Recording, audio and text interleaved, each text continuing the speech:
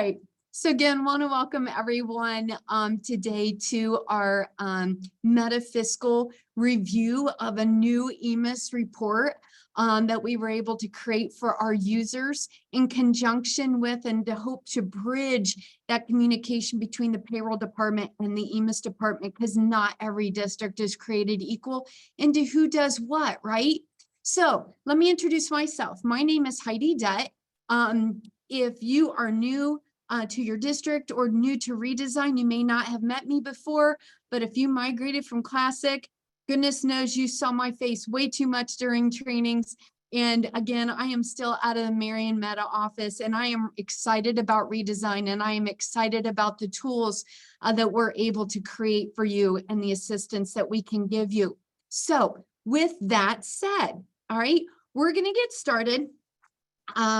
And what we're going to do on the email that y'all received this week, okay, there was an attachment of, it was called EMIS All Report, okay? I've already downloaded it onto my computer. So for payroll folks, this is going to apply to you unless you're an EMIS person who has access to USPS. So what we're going to do is, if you've downloaded that or saved it to your computer somewhere, we're going to go grab that.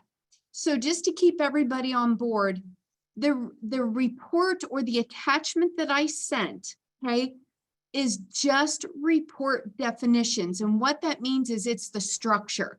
It's just the bones of the report that we're going to put into your application. Then once we run it from your application, it's going to pull your records into it. Okay, so let's do that. So I'm going to go ahead and log into my demo account. And if you haven't already, if you've not felt super comfortable about doing this, this is how you can pull that report into your application. I'm going to go to Reports, Report Manager. Okay. And then I'm going to go to Import Report. Okay. So mine happens to be in my download, so it's easy for me to find.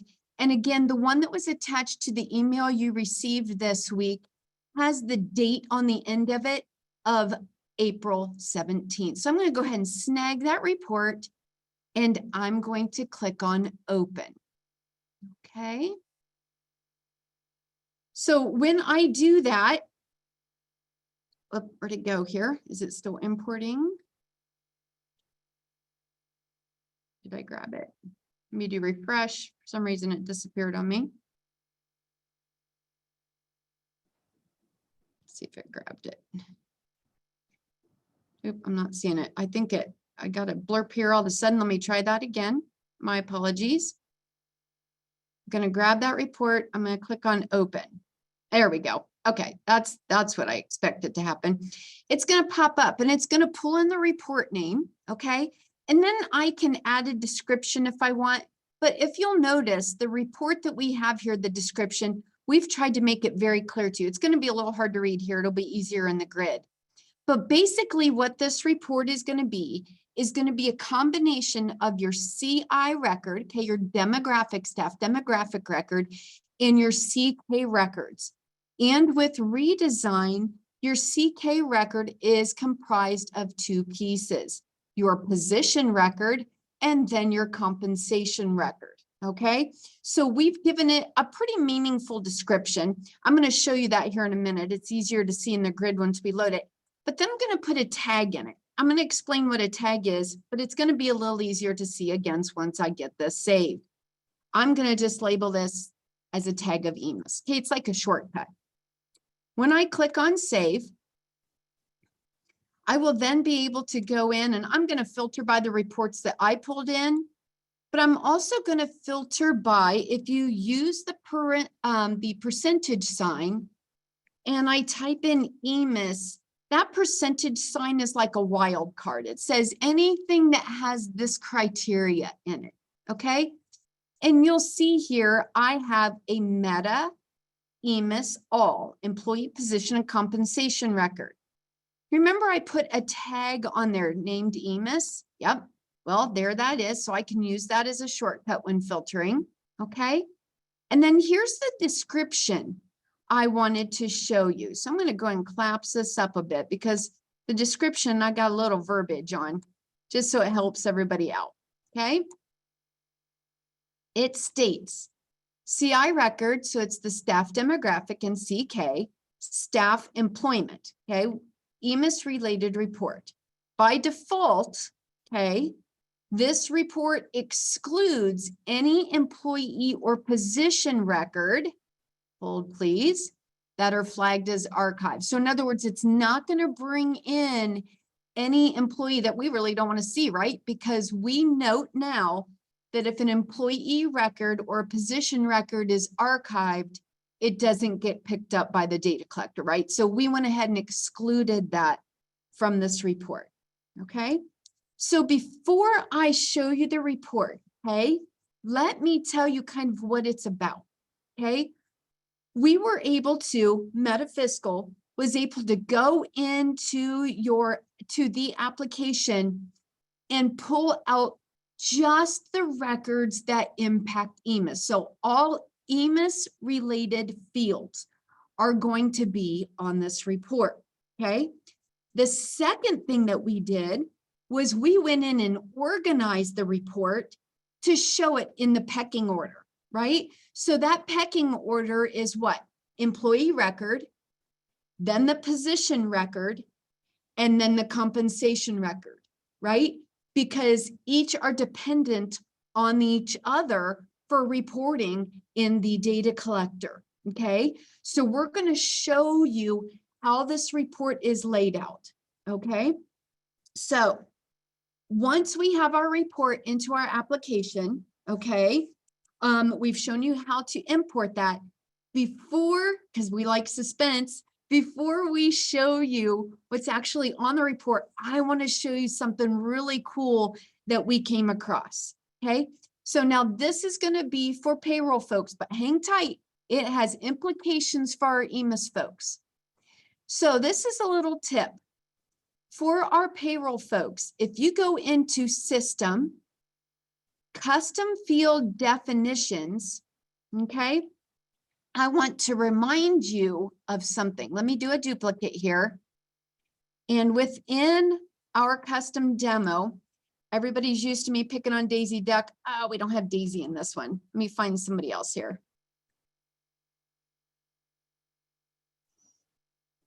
If you recall, on a position record, okay, so if we go into any position record, right here in the middle is the EMIS related information, okay? If you have not changed this or gone into custom fields, these areas right here where it says contract amount, work days, and hours in the day, they only state that. They do not state EMIS override. So if you were a classic user, you recall in the job screen on the second screen, it said what? EMIS contract info, right? And it had these fields in there. And we just knew those were the override fields. We can now go into our applications and name these. Add an extra description in there. So when we pull them into these reports, it makes it easier for us to remember, oh, that's on the position. So this is what I'm showing you, okay? See where mine says EMIS override? I went in and created those. So I'm going to show you how to add that, okay? So again, if we go into System and Custom Field Definition, okay, it is going to be under the position record. Now I'm going to go ahead and I'm going to type in with my wildcard contract. Okay. Now, when you, because mine are already changed, when you come in here, it's just going to say contract amount and it's going to be under the applies to position record. Okay. It's on the position.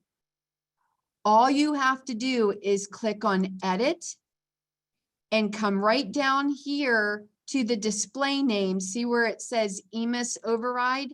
That's all I added was the terminology EMIS override, and I saved it. As soon as you save that, it updates that position record. If you've ever been on trainings before and we've talked about changing like standard payroll fields, the user defined fields before, That's what we're doing here, okay? We also have contract work days that I went in and added the EMIS override to. Yes, so some of you, so I'm seeing it pop up in the chat, so let me tackle that. If you do not have access to the custom field definition, please send us a help desk. Whoever has the delegated authority to change a user, okay? Because this is an added role, okay, for custom field definitions.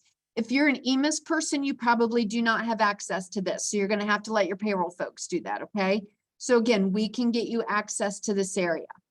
So again, I showed you contract amount, contract days, okay? And the other one was hours. So if you can't find it right off by looking at the position, I went in here and just typed in hours because I know that field has hours on it in the position. And I added the 2 words EMIS override. Okay. All right. So just wanted to show you that information. So we're going to go back to reports and report manager.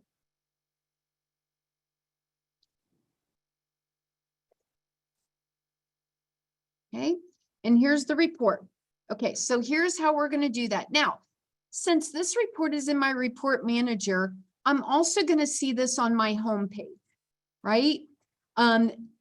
If I just mark favorites, then I just see it on the homepage. Okay, everyone is familiar with the reports piece.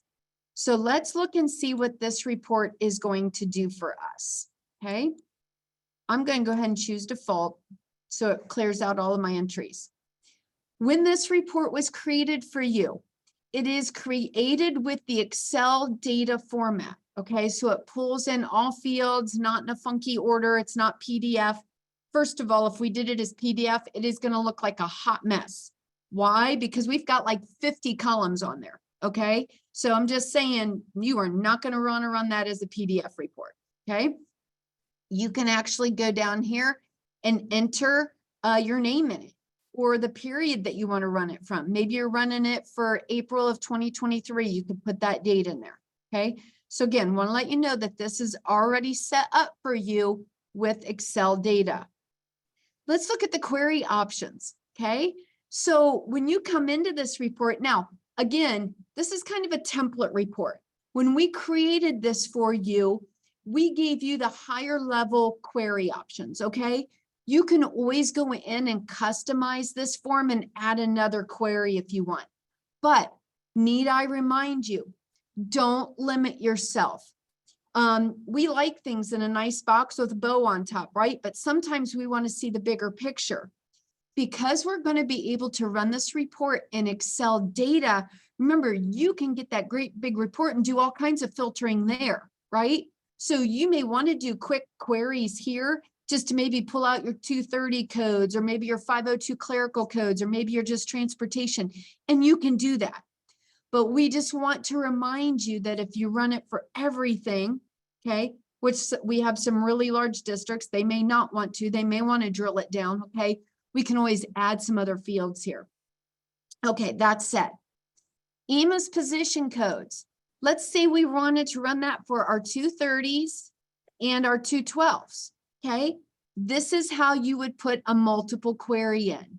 Just a comma between, okay, and you do not have to put spaces. EMIS position codes are those codes that are picked up during EMIS reporting, okay? Folks are familiar with that. I'm going to go ahead and just use my 230s for now, okay? Maybe you wanted to filter it by pay groups. Same thing, okay?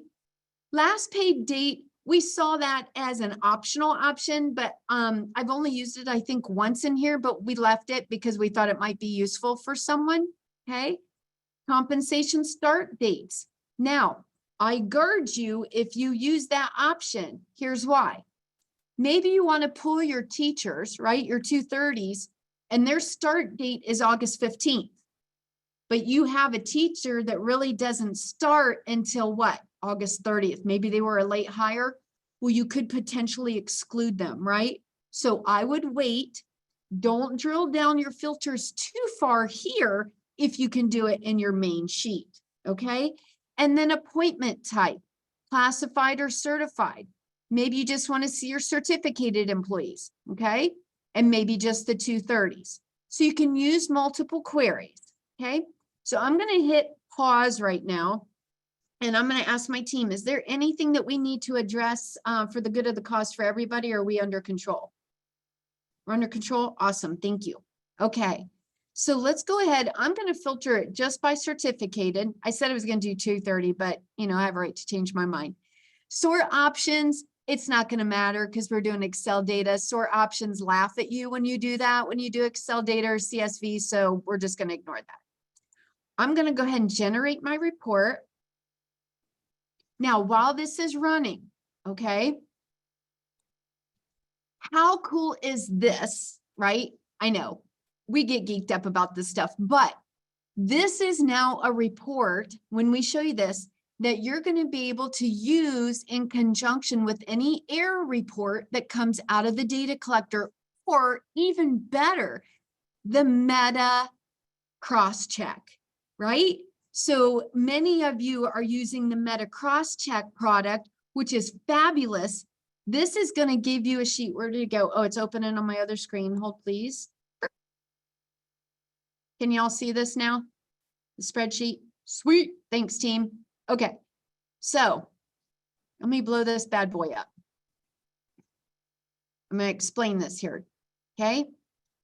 So you can use it across the, with the reports from the data collector, or you can use it in conjunction with some of your settings in the reports that you're getting from cross-check, okay? So what's the difference, okay? Cross-check and data collector are just picking up from what they have access from that area, right? Well, where's the bridge and the marry between the two? Well, this is now pulling out of your USPS application. So now we're going to be able to look at the two of those together. Okay. So hold, because I know there are some people that are very excited and got all kinds of questions going off in their minds. So hang on, let me explain the report to you first. Okay. Do you remember that I mentioned we broke this report out in categories? Okay. The first record that the data collector looks at is what? Your employment demographic, your demographic record, which is your CI. So that's going to be here. Okay. This is going to be your employee record report to EMIS flag. Okay. Then you're going to see all kinds of everything between this column. I'm going to highlight the whole column just because it might be easier to see. And then we're going to scroll over here. Again, it's a big report. We're going to go over to here. Y'all see this? Position reportable to EMIS. Okay. So everything between column A and column W are all employee record related items. Okay. So we've subcategorized that for you. Okay. Now, even more exciting. So you're like, okay, if you've ever been in the EMIS entry area, you know you only get what? Employee and position, right? Now you get compensation. So let's cruise on across the report again. So you would assume if everything from A to W is employee records, anything from X over to, hang tight with me, okay? We're getting there, I promise. There's just a lot of records in position.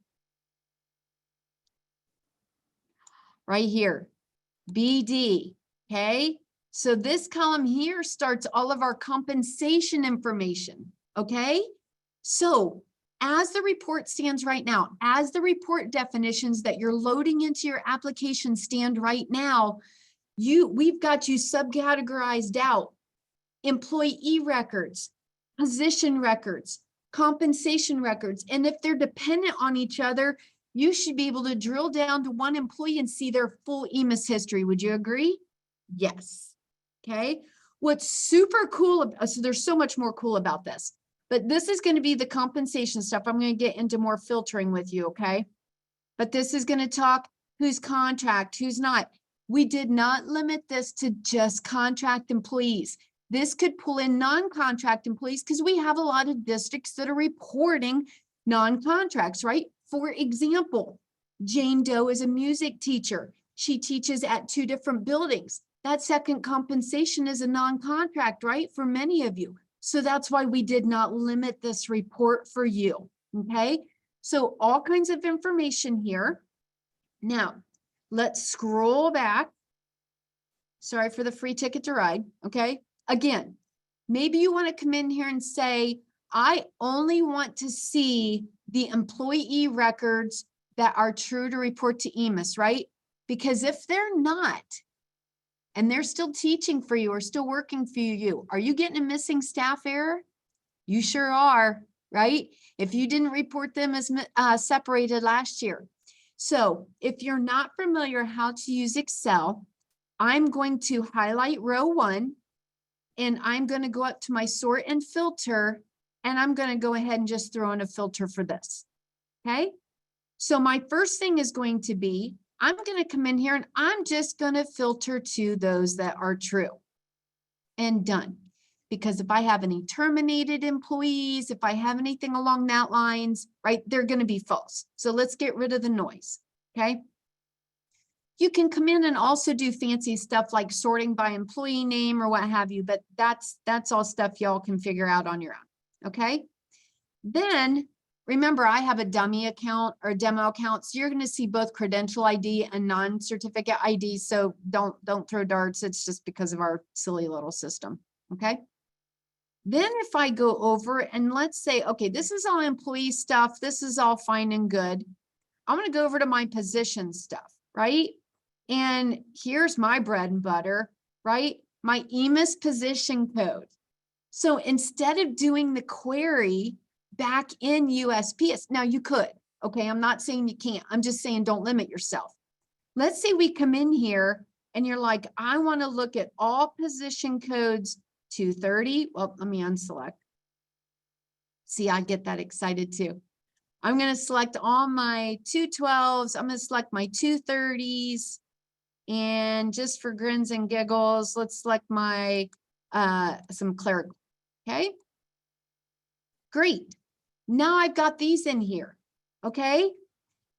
That's just another step of seeing what data you've got and you could figure out who's missing data, right? So remember how I said true to EMIS on the employee? Well, look right here. This one's true to employee over here, but this position number 10, notice how we put the position number right next to the reportable so you don't have to go digging for it. Go, oh crud. No wonder this person's considered missing. Their position 10 is not flagged as reporting. So go change it, right? So this is not going to point out errors. It's not meant like the classics per debt report. This is meant to be a tool that you can help locate missing data, data that's not flagged appropriately, those types of things. In reality, if you were to come in and flag employee as true, right? Position is true, and scroll down here. Look, I'm only reporting a half a dozen people, right? And then go down to compensation is true, which they all are right now. These are my peeps in the data collector, right? Okay, so this is how you can do process of elimination to find who's being reported and who's not being reported, especially from missing staff. I was working with a district the other day that was looking at those folks that were flagged as special education full-time equivalents, right? Because of funding. So I'm going to use that as an example. So that's on the position record. It's a CI or CK piece. So let's go over to position. We're going to look for that special education, or I can do a find. If you can't find it, let me show you this in case you didn't know. I can go anywhere on the spreadsheet. I'm going to use my Control F key and I'm going to type in special, SPEC. Well, let's just do this. We'll do special. There it comes. Takes me right there. Okay. So that spreadsheet doesn't have to be so overwhelming. Okay. And then I can go down here and see how many I have listed as one. Okay. So that's just an example of how you can use this report out of payroll to cross-check what you have going on from your payroll system up to the data collector. Again, data collector and cross-check. Cross-check pulls its information right from the data collector, right? So let's make sure we have that information straight. Data collector errors and cross-check are all looking at data that's already in the data collector, okay? This report you're looking at is pulling directly from payroll files. So we have to marry them, okay? And marrying them is fixing the errors and such, okay? So here's something else that you can do, okay? So I'm going to minimize that for a moment. Let's say you and your EMIS person are like geeked about this, and you know this is just going to help like solve a ton of problems, okay? You have options. You can run this manually if you wish for your EMIS person once a week, or you can come out here and maybe you and your EMIS person, payroll and EMIS works together and go, hey, I'd love to have one that has just my 230s. I'd love to have one that just has my 212s, my 500s, my transportation, however y'all deem it fit, okay?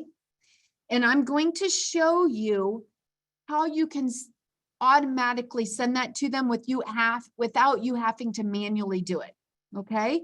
So we're going to go up to reports and report bundles. This is not a scary area by any means, okay? I promise, all right? I'm going to go ahead and get rid of the one that I have out here because I was messing around with it the other day, all right? So how do we do that, okay? Well, we've got to create our bundle first, okay? So to do that, I'm going to click on create, okay? And I'm going to name it FY year, okay? Now, my demo account is in like 2 years in arrears, but y'all are understand where I'm getting with this, okay? That way you can create a new bundle for every year, okay? EMIS all records, okay? You can give it a description, CI and CK. Again, these are just examples, okay? And if you want to do any tags, EMIS. Super easy. The next thing you do is select a report to add to the bundle. Well, since I added that report in that report definition, I'm going to be able to find it, okay? I can either look through the list or I can start typing and it will automatically locate that for me. Once I do that, it is going to pull in to reports, okay? It's going to pull in the default setting and it's going to pull in the most recent. Now, had I done a save and recall, it would also list that one there. So maybe you as a payroll person did a save and recall for the 230s. You'd see that here and you can add it, but I want to show you something even better. Okay. If you're creating this on the fly, if I take the default report, which means I don't have any settings saved except for the Excel data that came with it, and I click this, it's going to add it to the bottom. Okay. So what's to remember is when you create this report bundle, the top piece of this is just saying, what report do you want? Okay. The bottom piece is saying, okay, what do you want to add to that? Okay. Do you want to add any customization if you don't already have a save and recall at the top? And to do that, you'd click on this little edit icon. Okay. Looks like the report does when we started it, right? So we're going to keep this information, but maybe we put this 230. Okay. And when I do a query, what I'm going to do is I'm going to put, okay, this I just want for my 230 position codes. Okay. And then I'll click on continue. Now, when I go back in, I will be able to see that that's saved in there. Okay. So you can either do a save and a recall beforehand and put it in your report bundle, or you can do it on the fly. Okay. I don't want anybody thinking they got to create 50 save and recalls when you can come in here and do it on the fly. Okay. There's no sense in it if you don't want. Then I'm going to save it. By saving it, it's just said, okay, Jane Doe, you have created a nice little report bundle. Okay. It's got these reports in it. Can you go back and edit it later? Indeed, you can. So let me go ahead and save this. and you're going to see it in your list. And you're like, oh, you know, my EMIS folks, or I forgot to put the blank one in there, right? We want to run it for each position, but we also want to give them the grand one, right? And maybe you forgot to do that because you were all worked up and doing the customization. I could then go back in and click on the edit. It's going to come up just like I saw before. I do have to find that report again. Okay, not a big deal. And this time I'm just going to add the default, but I'm not going to add any extras, not going to add any bougie stuff. Okay, here's why adding the report title is nice. Now I know the difference. I added 230 to that first one, remember? So I can remember, okay, that's my 231. Maybe you're doing 230, 212, your 500s. That's why I said you might want to go in and do that. And then this is the one just for everybody. And then I'll save that, okay? So that's creating the report bundle itself.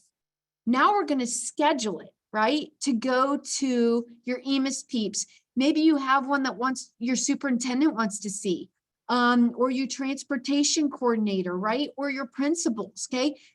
Every district does their EMIS differently for who's responsible to keep an eye on whomever, okay? So we don't want to make any assumptions. This is a one size fits all, okay?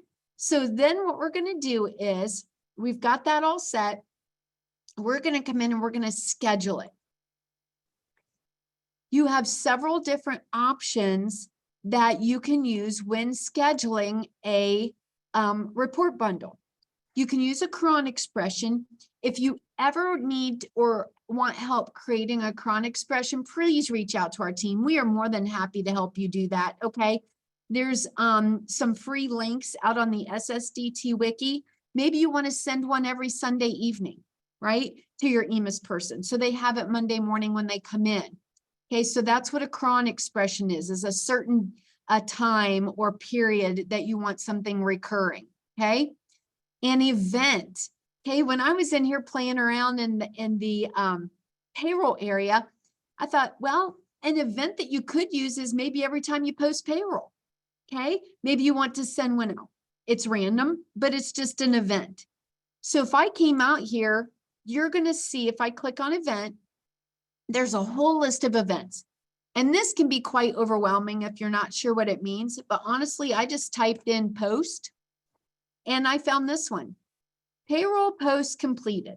Okay, that means when you have completed posting your, what is this, Friday, the 21st, it's tomorrow already, right?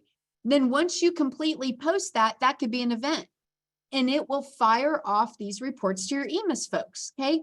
Now, is posting a payroll contingent on EMIS reporting? No. If I go change a field for EMIS, it immediately changes. So I'm just letting you know there are different events in here that you can create.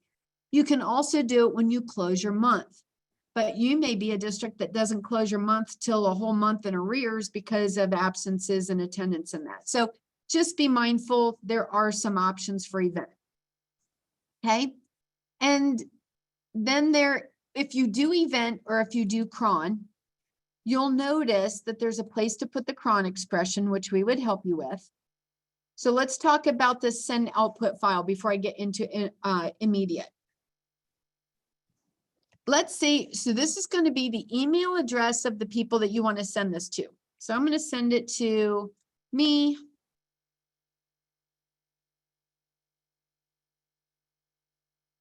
And if I need to add multiple, it's just a comma in between, no spaces, because you may have 3 or 4 people that you want to send that to. So it's those email addresses only separated by a comma. Okay. Then the last one is going to be archive type. Okay. So what that basically means is, let's say you have 2 reports like I do in mine, or you have 10, right? Do you want to send multiple notifications with just single attachment on each? Not if you want to keep your relationship with your EMIS person alive, right? So you could have 10 reports out here, or 10 reports for your superintendent. And if you choose that first option, they're getting 10 emails and a single report in each one. Usually not the best thing, okay? So then the second one is, you only want to send a single notification with multiple attachments. That's the more popular one, okay? But If you are a larger district or you're sending a sizable amount of reports with a sizable amount of data, you're going to want to choose the last one. Basically, what that does is option 2, but it puts it in a nice little box with a bow on top and ships it to the user. So it compresses the information so the user then can open it on their end. So you don't have any problems with emailing. Okay. So when I do immediate, you're going to notice the option of archive type is not there. Or I'm sorry, not archive type, event. The event's not there, and the cron expression. So if I have cron, you have the cron expression window. If I have event, it gives me an event window. And if I do immediate, all it says is who you sending it to, because as soon as you hit go, it's going bye-bye. Okay. So those are your options for doing that. Okay. And then I would save that. So I'm going to go ahead and do immediate. And I'm going to do single notification with multiple attachments. And I'm going to send that. Okay. And it tells you, hey, it's been sent. Another way you can check to make sure that has gotten fired off, as many of you know, with email direct deposit notices, with any of our jobs, SSDT stuff, if you go to utilities and job scheduler, you're going to be able to see that report. And mine says pending. Okay. I don't have my email open, but as soon as I see it's completed, I'll open my email and show you how that's going to pop up to the end user. Okay. All right. Let's see. What else did I want to share with you? Let's see if it goes one more time. All right, we'll wait and give that a slow roll. Are there any questions right now while we are waiting for this to say completed? Any questions?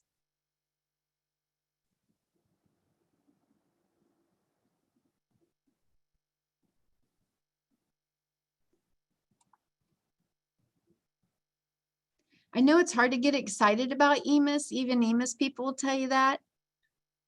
But how many are excited to have something that shows all the records now that will come out of payroll?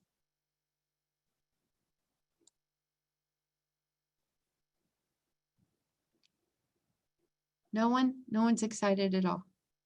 Casey, thank you. Casey's excited for me. I'm Linda, thank you, dear. Good, Janet, good. This will definitely, so here's another suggestion. Awesome. Thanks you guys for giving me some props there. I appreciate it. I was feeling alone on an island all of a sudden. So here's the deal. When you guys, so EMIS folks, right? Or EMIS, even payroll folks, here's what you can do. Let's say you've drilled down and you've noticed something, right? Like this, okay? These folks are reportable to EMIS, but if they're teachers and I have missing cells, what is this screaming? Error, right? If there is data missing from authorized experience or total experience, that is going to give you an error in the data collector, okay? So if that's the case, EMIS folks or payroll folks, what you can do is you can save this report. Okay, let's say you're an EMIS person and you found these things missing. Help your payroll person out, because not a lot of times does the payroll person, especially if they know exactly what you're talking about or looking at. Okay, so if you can then save this report and flag it just like I've done and highlight it and say, hey, can you address any of the yellow highlights that are on here? As soon as you do that, maybe generate a new port. If they're filled back in, then your payroll person, excuse me, your EMIS person can then go out and run a new collection and they'll be gone. Okay. So this is going to be super helpful. Remember how I showed you the filters in here? If you've filtered by any position like 230, for example, this is just an example of one use. If I come out to authorized experience, and I choose blanks, this is screaming errors. Would you guys not agree? If you were to report these people, these are screaming errors. Okay. So that's why this filtering is cool. Okay. If I do this, I click OK, that's going to bring in a bunch more records. All right. What's another piece that's usually a pain in everybody's side, right? Missing race. If you have any of these fields that are missing for race fields, those are screaming errors. Okay. Long-term illness. Okay. What's another one that usually is your funding. Okay. How you're reporting them as the appointment type or the assignment area or funding. A lot of times, and it's to no fault of anyone, is that you get that assignment area in and the funding code, but forget to put how much, right? Okay, well, come out here, you're going to be able to see that. Okay, so in here, there's the building IRN. So this is another way to check. Hey, go check. Are all your teachers that are supposed to be at this building, are they all getting reported on here? Remember, I talked about those teachers that split positions, right? Elementary and intermediate. This is a great way to check that you're seeing them in both buildings. Okay, so thinking outside the box. We're going to come over here. Let me find that. I thought I put them all together. Here it is. In these columns right here. Remember how I talked about assignment area, funding source, okay? A lot of times we get these two things filled out and we completely forget to fill out the percentage, right? It happens, okay? You're going to get an error. Come out and find it, fill the percent in, run it again.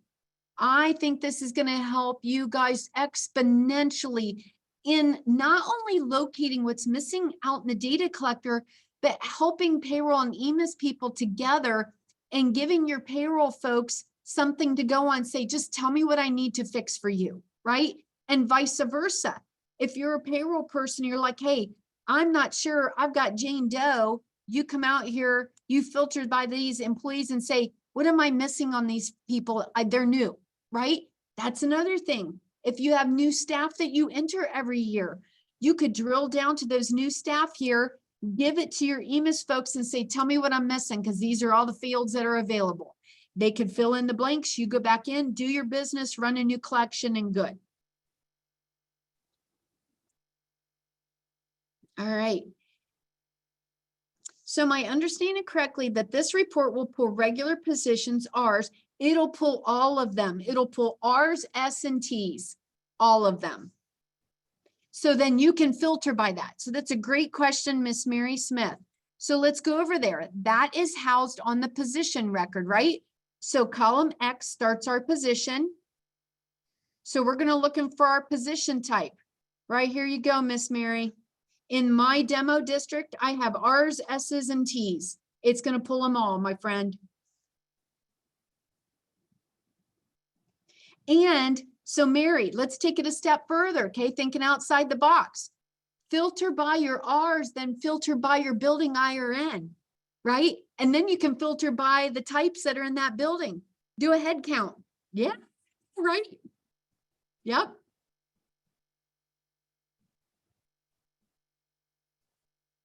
That's why I said be careful when you go in. You might say, oh, I want to query the heck out of this, right?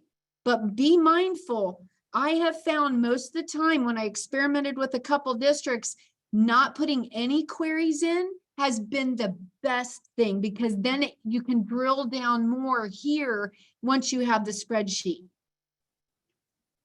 Yes, Casey, thank you. Social Security numbers are not included on this report. So if you happen to go add that field as your own customization, you definitely want to be careful if you are bundling it, because it goes through email. We did not include Social Security numbers because they are not required by the data collector. But if you elect to choose those, you're on your own. Okay, we did not include them. Casey, thank you, my friend. Casey's got my back. Any other questions? Any other tips? EMIS folks, hopefully this makes you happy. Payroll folks, honestly, this should make you happy, because now you have a tool that your EMIS folks can give you to help guide you through what you need to do and tell you exactly where those records are located. Heidi, there is a question from Laura about long-term illness in the chat.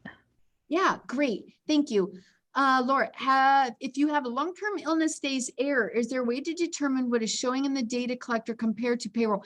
Yes, definitely work with your EMIS person, because there's an error that comes out of the data collector that will shows you what the data collector is seeing.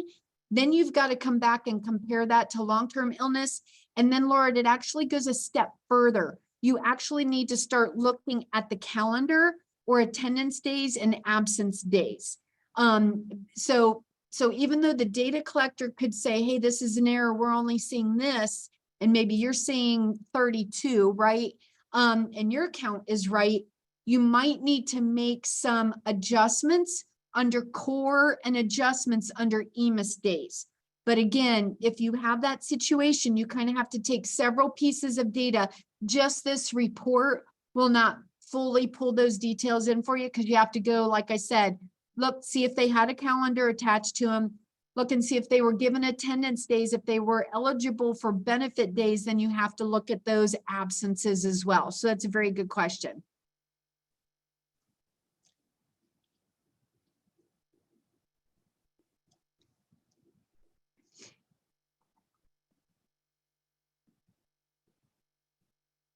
Any other questions? Don't be shy. Look here, again, this is a position status, right?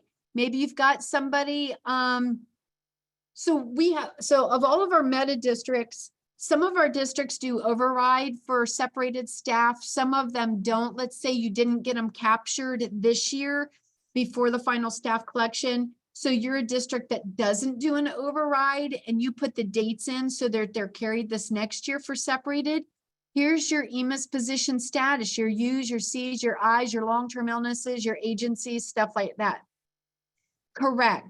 Mary, that is correct. False means not being reported. That is correct. True means being reported. Very good question, Mary. Yep. Yeah, so Laura's got a question about doc days.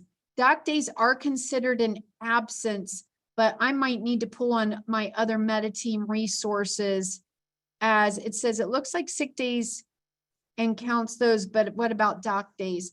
Might have to pull my EMIS team or my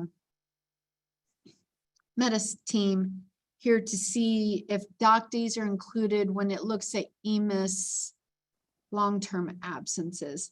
I see Carol in depth looking, so we're going to, when her face gets close to the screen, I know she's intense. So we're going to get that for you, Miss Laura. Long-term absences, it's only sick days. Okay. All right. Is that on our FY23 staff EMIS doc, Ange? I think I got that from SSDT somewhere. Let me look here. Okay. And if any of you don't have or didn't know that we had, out on our website, we have this, I think it's an amazing document because I still check it all the time. It's our fiscal year, whatever it is, and we update it every year, EMIS staff guide. It has all kinds of great information. It tells you about certain scenarios and issues and stuff like that to help you with reporting if you're just not quite sure on some things.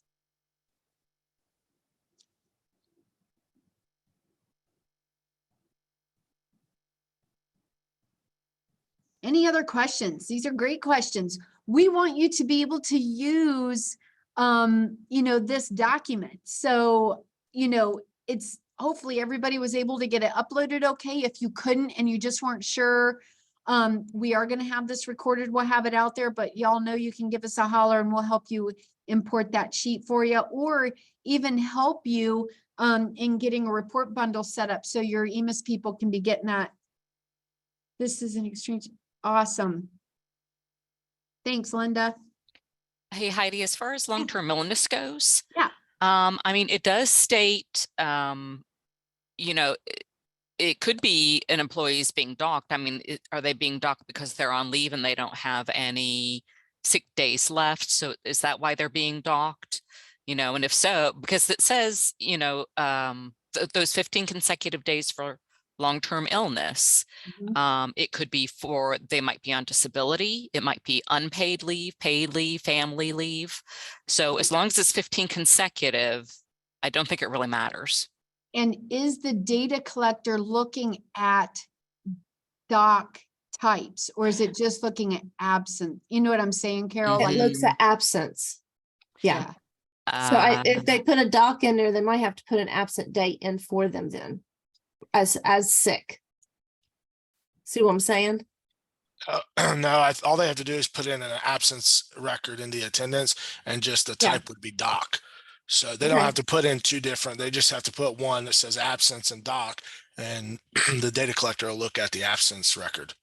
so the data collector does look at doc type as well as sick type, right, Case? Is that what I'm hearing you say? That's based off, I was reading the same thing Carol's reading. That's the way I understand it. Yeah, and then we have another section that talks about attendance and absence days, and what counts as attendance, what counts as absence. And so like in attendance screen, if you're putting in like an absence DO for a doc, it looks like it does add that as an absence, so it would count that. Okay, cool. So for those that may not know of this document that we're referencing, we usually send it out in the fall of every year, but it's always out here, and we do make updates to it as we find things from ODE. So let me take you back. I'm going to send this in the chat. Okay, this is to everyone. This is the link to our Meta Solutions Fiscal Services page. Then if you go under EMIS staff right here, you're going to see this redesign FY23, and you can download it. And that's what our team has been referencing. So this is super helpful for payroll and EMIS folks. Thank you, team. Appreciate you all. Any other questions? Any other ideas how this sheet could be worked to help others? Okay, we do have a couple questions. So for long-term illness, for someone who is on FMLA but runs out of sick leave and is then docked, do we add the sick leave and dock? Yes. So back to Carol's point, it sees, the data collector sees them as consecutive days, but you also need to make sure they're consecutive days. So let's circle back to that. Let's say they have 15 days consecutively, and it's a combination of sick and dock. They come back for a day, that breaks the cycle. Then they have to be done for another 15 days before you can start up a new cycle. It can't be off 15, paid a day, and off for 5, and that count for 20. It has to be in groups of 15. So hopefully that helps. So if they do that situation, let's say they're off 15 consecutive days, they come back for a day and then off for 5, you can only report the 15, the initial 15. Okay. Is there a specific authorization needed to create a report? Nope. If you are, well, hold please. If you have I'm going to guess if you are an EMIS person, you may not have the ability to do that. But if you have manager access, if you're doing payroll for your district, you have report bundle access. So Kathy, if you have a question, so let me circle back because now she's asking about her EMIS coordinator. Here's why there's limitation to the report bundle for, let's say, somebody that may not do payroll in payroll system, because the reports aren't going to always limit you to what you can pull in. So there may be some security sensitivities in there. So that's why it would be best if those with manager access or those to report bundle create those. Now, there is a way to customize a role to give reports access, but again, we can't always guarantee security issues. There might not be sensitive material given to somebody that should not have it. So due to that, you're always going to hear your metaphysical team erring on the side of caution, and maybe just work with them and create those bundles to automatically send, even if it's on a daily basis. So hopefully that helps. Great questions, like super great questions.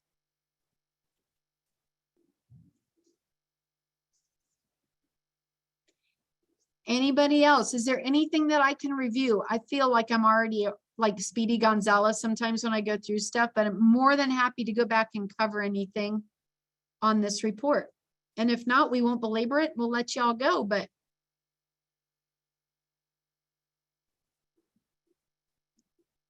team, anything to add? All right. got some shy, I don't know shy payroll people, but we got some shy payroll and EMIS people out there today. So you're very welcome, Sarah. We're super excited for you guys for this tool.